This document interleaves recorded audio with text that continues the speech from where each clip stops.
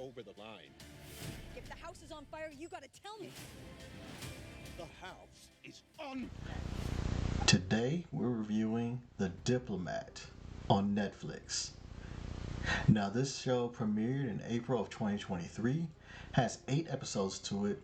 They're roughly about 50 minutes apiece. The storyline for The Diplomat is like this. In the midst of an international crisis, Katie Weiler, a career diplomat, lands in a high-profile job for which she is not suited, with tectonic implications for her marriage and her political future. Because I love political drama thrillers in the form of like House of Cards or West Wing, I love this type of stuff. So I am a main character for this. I am main target audience for this.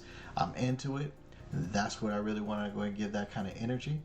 So if you are that way too, or you just are curious about this particular series, do me a favor, click like, share, subscribe, and let's get it.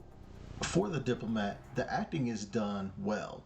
Most of the players here fit their roles pretty well, and you can buy them as they're written. They seem to really mesh with the casting director really wouldn't actually mesh people that go and actually vibe with the parts that are written for them. While I think that they fit what's there for them to go and actually do, I don't actually like what's there for them.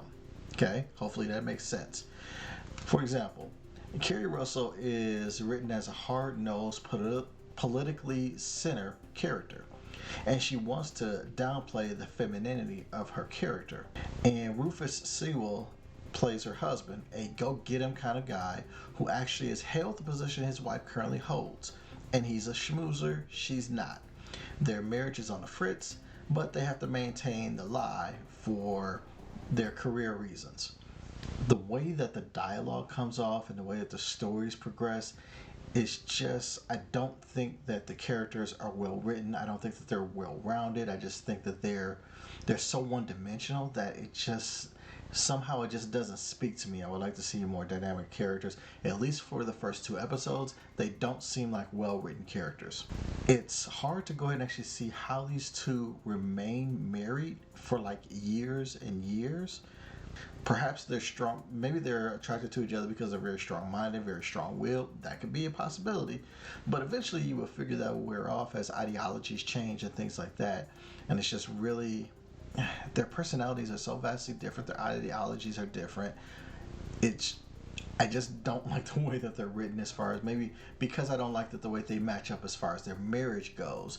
It just doesn't seem believable, and there's no children present, so it's not like they're forced to stay together for that. And I guess that's what really kind of grates on me in this dynamic of this show, because their marriage is at the centerpiece of why there's so much friction going on outside of the main diplomatic issues that they're dealing with. You want my help? You don't want my help. I'm the smartest man you ever met, biggest idiot in the world. Can't we admit that I am not the only problem? That makes it, it just makes it a difficult thing. How the story unfurls isn't very interesting. The international incident that happens totally is significant, and how it would affect things internationally would totally be irrelevant. But the position that we're observing from is as a U.S. diplomat in the United Kingdom trying to navigate the fallout.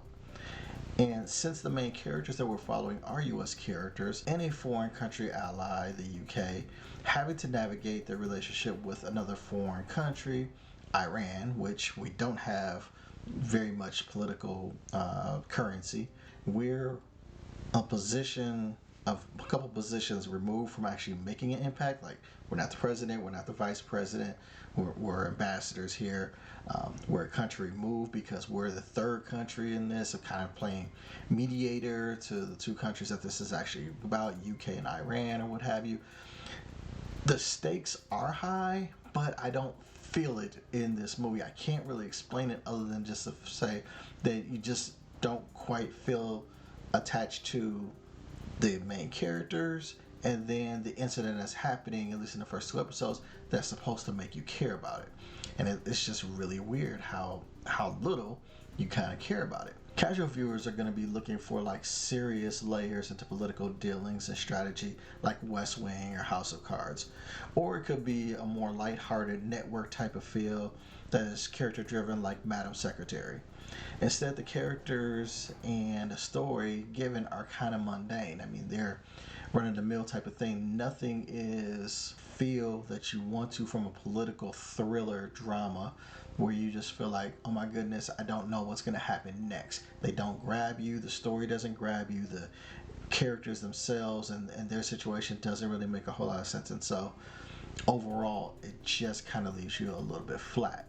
That's how that's how I'm taking it, is that there's just, it's not horrible. Like they're acting pretty decent as far as the way the characters are written, but overall it just fell flat for me. So what does that give me for the verdicts? For mains, for people that are really into political thrillers and dramas and things like that, I'm gonna go and actually say watch 2 episodes. Reason being is that the acting and the setting are good. They're everyone is giving good performances or what have you. I'm encouraging the first 2 episodes for mains to see if the international story speaks to them, and it might be more engaging for you than it was for me. For casuals, I'm going to say just watch 1 episode. The good performances are worth giving an hour of your time to, and as I can see a casual viewer looking for a political thriller to be intrigued by either the husband or the wife character, like I don't think you could be intrigued by both of them together, but you might like one or the other. Like one of those might speak to you, and that might be enough for you to continue on to this journey as a casual. Because I think if you buy into one of those 2 characters, that might seal you in, and you'll be able to get that out of 1 episode. So again, for mains, the target audience for this, watch the first 2 episodes of this. For casuals, give it a 1 episode watch and see if you have a good opinion on The Diplomat on Netflix. I'm supposed to run this place. Thanks to your intervention, I look like a f***ing psycho! I appreciate you staying the entire time. Hey, do me a favor. Go ahead and actually put on the ballot that you like me. Or you can go ahead and actually subscribe. That would actually just get me in the office right there. Or you could go and actually share it with somebody. And if I can't get you to do one of those, why don't you go and actually watch one of these videos that the algorithm suggests to you. But until my next review, take care of yourself. I'll holler at you.